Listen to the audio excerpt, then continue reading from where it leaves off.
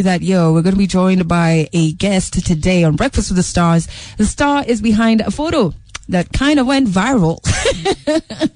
Kitsi Shafi, I think you're the first person who showed it to me, actually.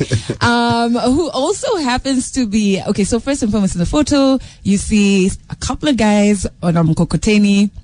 And they seem to be in the middle of nowhere. It's not a normal Mkokoteni. Yeah, it's not a guy. It's ox cart. Yeah. It's been pulled by 2 cows. Yeah. Yes, or bulls. And you're thinking, that seems normal. No, but right now, if somebody has seen the photos, they're like, that seems pretty normal. Like, why did it go viral? Because the person who was actually in the Mkokoteni is none other than Dr. Vincent O'Neill, who's the Irish ambassador, not only to the 254 Kenya, but to Somalia, Sudan, and Eritrea as well. And he's live in studio with us today. Good morning, Doctor. Morning, Adele. Hi, Shafi. How are you doing? Hello. Very good. Great to be here. Yeah. Thank you. I didn't travel by Oxcart this morning, by the way. Yes, it would have been difficult to navigate the Pico Road, I think, this morning. Yeah, because you got to get like a 6 foot. You were like, yes, early. I was like, wow. You used a car today.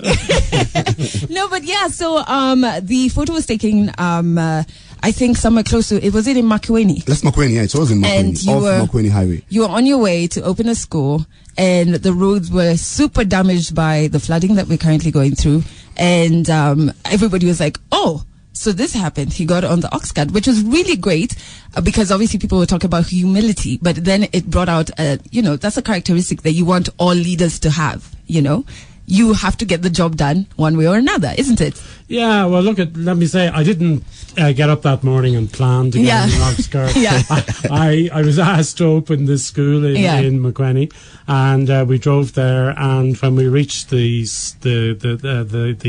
road where we were going to the village, the Kawese village, it was impassable. Yeah. So the only way that I could have got there was through the Oxcart. Mm-hmm. So why not? So get in the back of it, and in fact, I wasn't the only one on it. I have to say too, the county director for education, she also was there, and she made the big effort to go as well. And we travelled in for about 50 minutes. I don't know how those ox did it. Yeah, I was really intrigued about it actually, because they were up to their absolutely up to their stomachs in water at one stage. Yeah, and it was just quite interesting. Fortunately, it wasn't raining. Yeah, but what really intrigued me was how the driver steered the ox cart. Do you know how he does it? He takes the tails of each of the ox in front, and he pulls one of the tails in one direction to steer it. Wow, that was really amazing how they actually managed to do I didn't know that. I didn't either. And the poor ox just moved there. They had no choice actually, and waded through everything.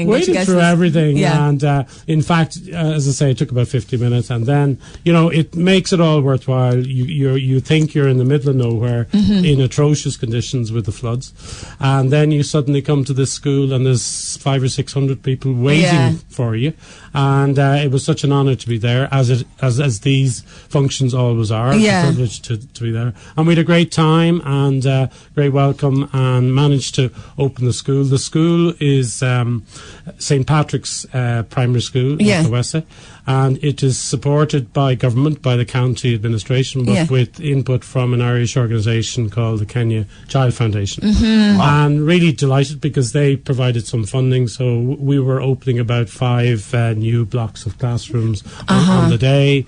It serves mostly the Maasai and the Kamba communities, so there was a lot of parents there and board of governors there, and so we had a big crowd and a good party, and I was delighted. I didn't think twice about getting the next card afterwards. And can I say too, just to offer sympathies on behalf of the Irish government to all Kenyans who've adversely affected in the floods, particularly the dreadful dam disaster last week. So really just to say a word of sympathy to the people, and you really get an appreciation for, like, life is tough. Yeah. And life is tough enough for people, but when their homes and their roads are actually further damaged through rains, it just makes it very, very difficult for them. That's what I wanted to ask, because obviously when you, as you said, you didn't plan on getting on an ox cart, but it happened. And I always feel like when you do get into places where people are suffering through one way or another, you always feel kind of challenged when you leave, like to do more.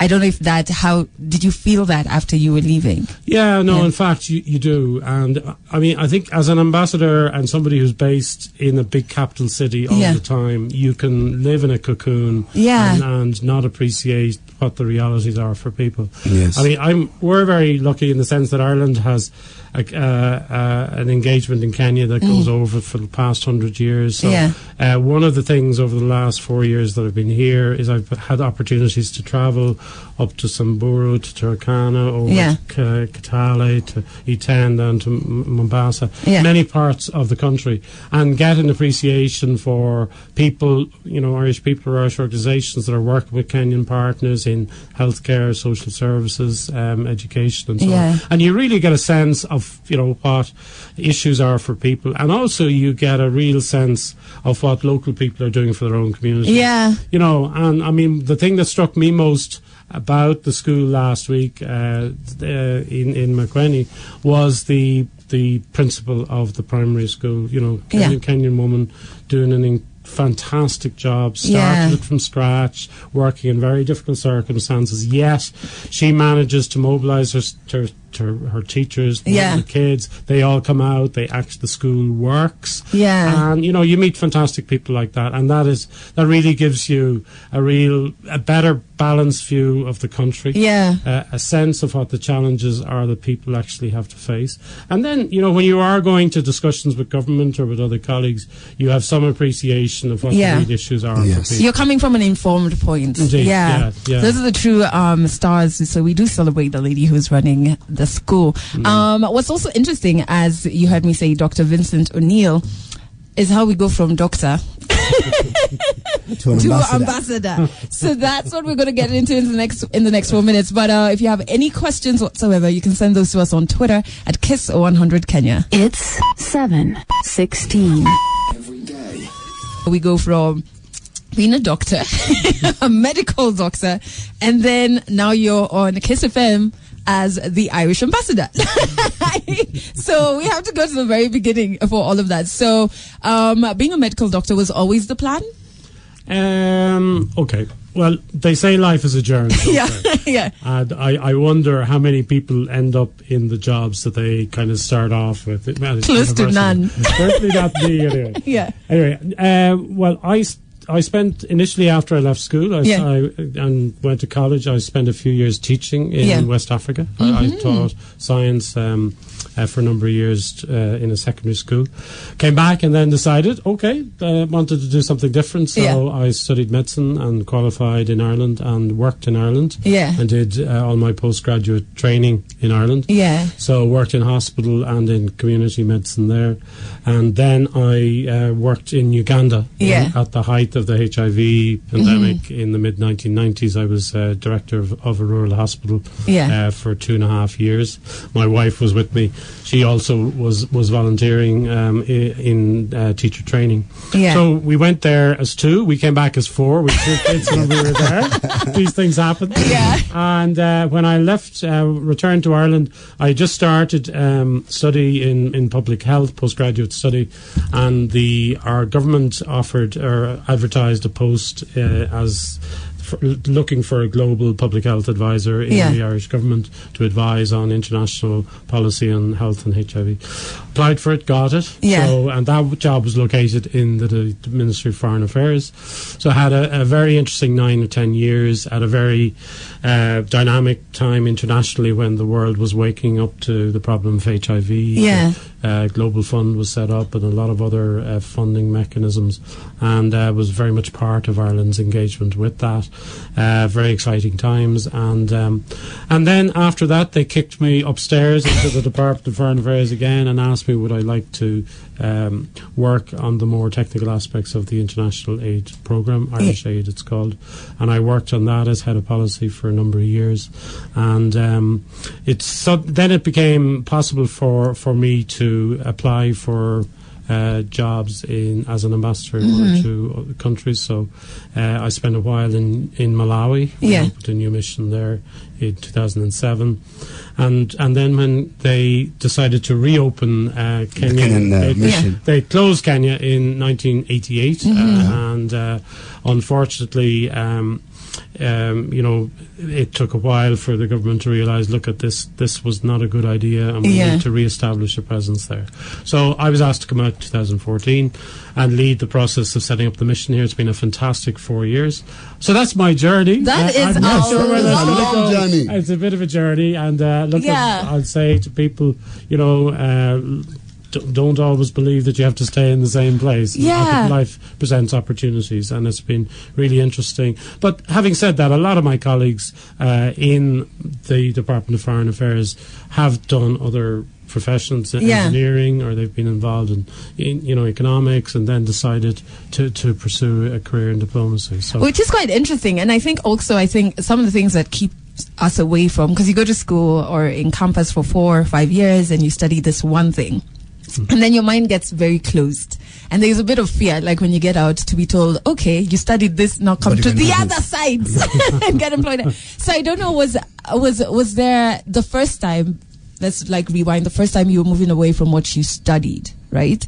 Was there a bit of fear? Was there a bit of apprehension? Like, were you like, no, then this is completely different playing ground? Absolutely. I remember when I decided to go to Uganda and leave the medical establishment, and being told you're absolutely committing professional suicide, and people won't accept that as being a good experience when you want to come back, and so on.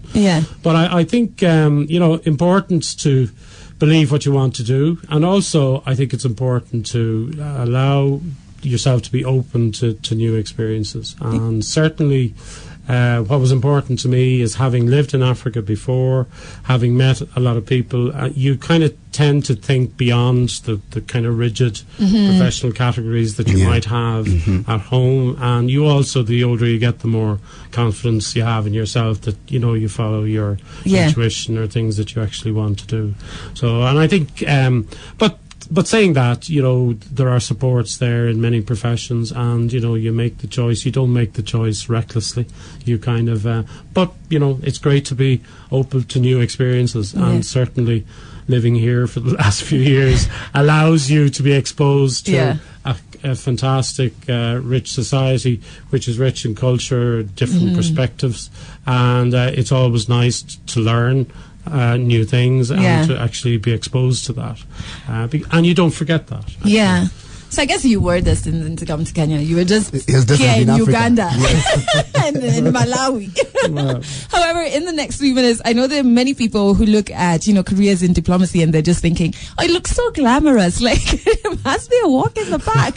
And it couldn't be more different. We'll get to that and your questions, which you can send to us on Twitter at Kidan is saying, I'm tuned in and I'm following and loving the conversation and taking notes. So fantastic. But another thing that we wanted to know before we get back to your journeys, also in terms of Ireland. All right, very many people in the 254, it only comes up when St. Patrick's Day comes along, and you're like, yes, let's celebrate. We don't know what we're celebrating, but okay, it's something to do with the Irish. Okay.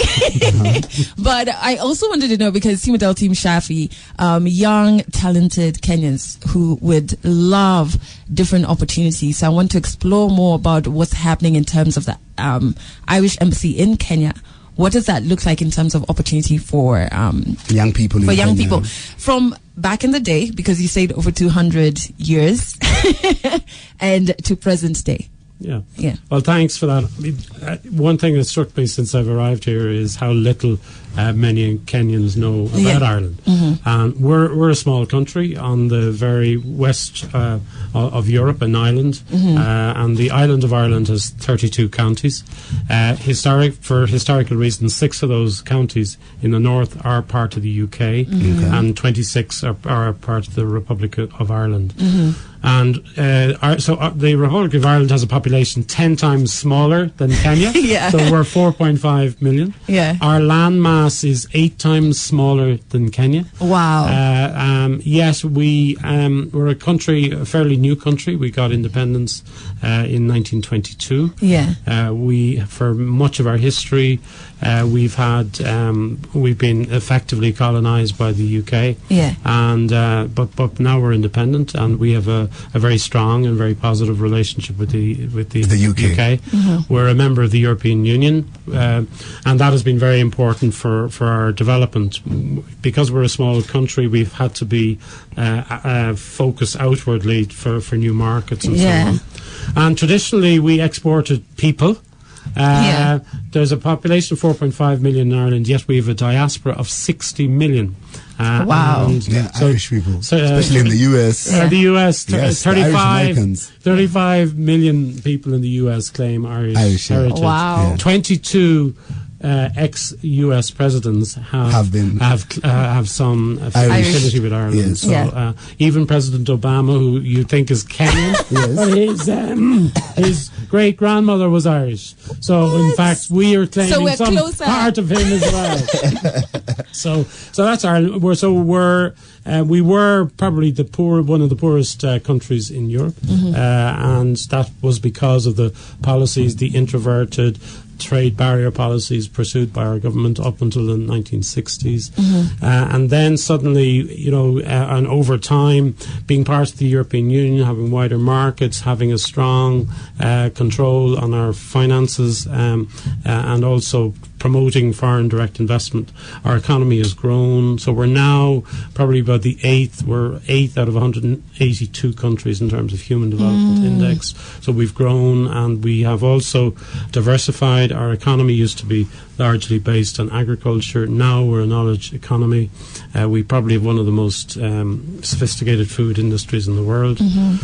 We produce about 10 times more food than we can consume now. Wow. We export to 180 markets globally, and we've moved from a situation when I was a child where we exported live cattle to a situation now where we have a very sophisticated food industry with a lot of value addition. And, just coming to the Ireland-Kenya relationship then. Yes, the connect. We've had, Irish people have been travelling to Kenya for over 100 years, and many Kenyan institutions, the Mater Hospital, the schools like St Mary's in Nairobi, Musangari, the Loreto School. Wait, so all the schools that Adele went to, all the schools she went to. In fact, Adele, you're half Irish. You went to an Irish school. Yes. I went to two. You went to two. Musangari, she was in Valley Road. There you are. Valley Road and then IB. She did IB in St Mary's. So there you are. There's a typical example.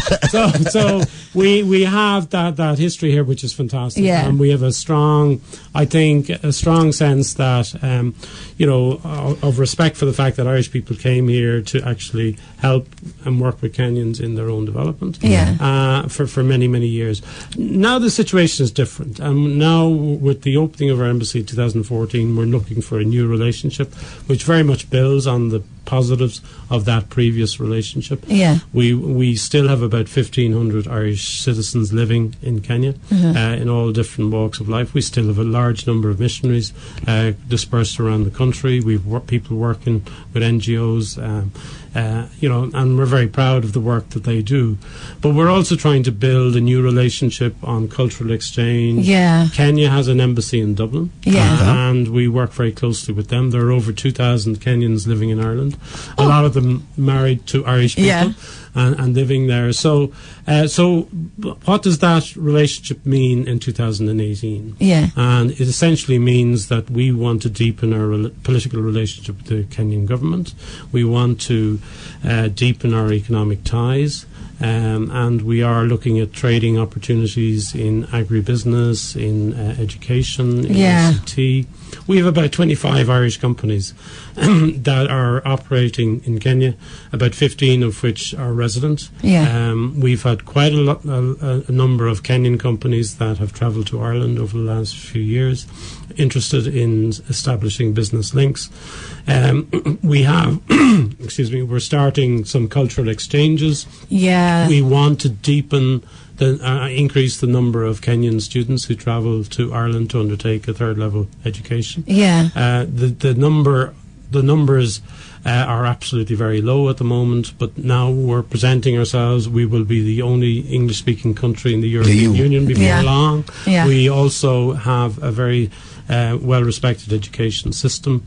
Our government allows people who graduate to spend a number of years working in Ireland before they go back to their country of origin.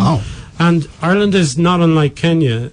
in the sense that we are a gateway for many multinational companies to Europe. So the big companies, the Googles, the Facebooks, the LinkedIns, the Twitters, they all have their European base in Ireland as a gateway to Europe. In the same way that many of these companies are represented in Kenya. So we're trying to look at what are the opportunities that presents for our countries, and for having an exchange of young people in terms of business opportunities with those businesses. That's really interesting, especially like the cultural exchange in terms of education and business. I think that's what really stands out to me, and would be a fantastic opportunity for young Kenyans to, find each other. And I didn't know there were 2,000 Kenyans in Ireland. Over 2,000. Yeah, married and living in Ireland. And over how many? 15,000? No, there's about 1,500 Irish citizens who are in Kenya doing business and what have you. Yeah. Okay, so guys, and they have their embassy now. It's officially open. It's up the road from our offices. Wayaki, we just go up past just before Deloitte. Yeah. Yes, at the Delta. Yeah.